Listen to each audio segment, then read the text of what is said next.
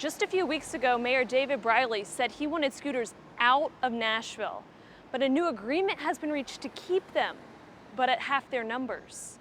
A call for change in the streets of Music City.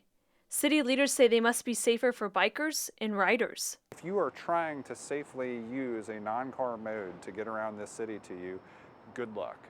People who already bike in Nashville feel more people would join in if there were safe travel options. And if people feel safe and comfortable riding their bikes to work, that could be a really good outlet. Larry Cranch lives in the Gulch and rides his bike to work every day, but says he wants to see the new bike lanes that have been proposed. Councilmember Freddie O'Connell agrees.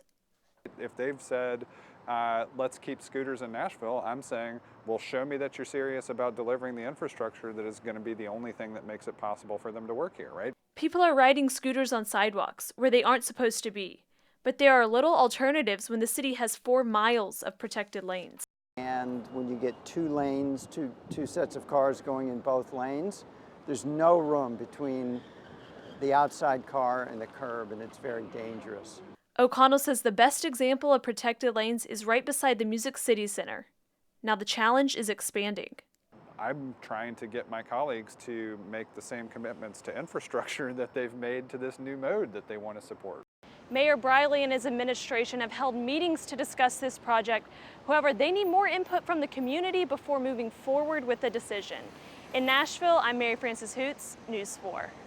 Adaptive reuse of old buildings seems to be the theme of development here in the Nations. This old warehouse is being turned into Nashville's first marketplace. I believe L&L Market is going to put the community together here. I think it's going to be a center for all the neighborhood here. Located off Charlotte Avenue, L&L Market is looking to establish itself as the new hotspot in West Nashville. The old warehouse is being modernized into a multi-use facility with dozens of local businesses. The idea was inspired by the factory in Franklin. You go to other cities and they have these really neat marketplaces where people come and gather, and they come multiple times a day, and the tenant mix has a little bit of everything for everybody, and that's what it's been missing in Nashville. L&L Market is listening to the locals and doing away with the chains and bringing a variety of homegrown businesses and making it feel like a little getaway from the busy downtown area, even though it's just 7 minutes away.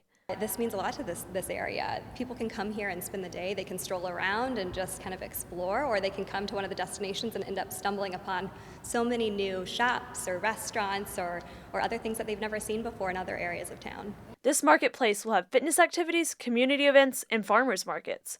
Some Nashville favorites coming to the area are Five Daughters Bakery and Amelia's Flower Shop. We're just really excited to get everybody open and really provide what we call a hub for West Nashville. As of today, Cycle Bar is the only one open to the public. The rest of these will be open in the fall. For a full list of tenants, head to WSMV.com. In Nashville, I'm Mary Frances Hoots, News 4. Just a few years ago, Nashville Lumber Company was one of the only businesses on this street.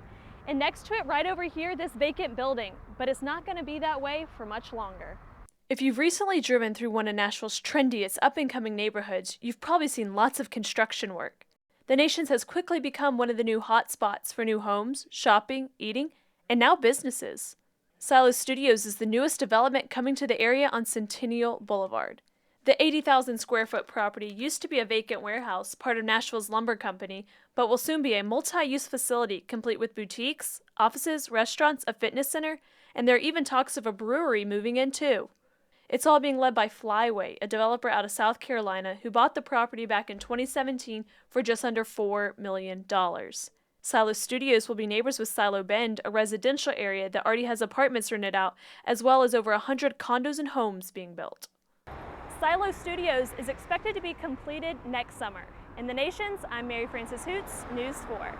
Head Showprint is celebrating 140 years downtown on the streets today, and they rented heavy-duty equipment because when you're celebrating 140 years, you want it to be big. But this gave us an opportunity to let folks cut some stuff that we could print super big. We've printed some signs that are longer than any of our presses in the shop, and we've got some bigger blocks out here that we'll be probably printing later that are bigger than our presses can handle. This print shop has been in Nashville since 1879. We've just been able to continue working with all forms of live entertainment, from country music to carnivals, minstrels, shows, circuses, rock and roll, rhythm and blues, and as well as local businesses here in Nashville, because we're one of the oldest businesses.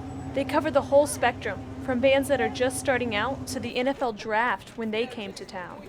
Folks that are well known by everybody and folks that are just starting out in their careers and need something to help spread the word about what they're doing and generate awareness.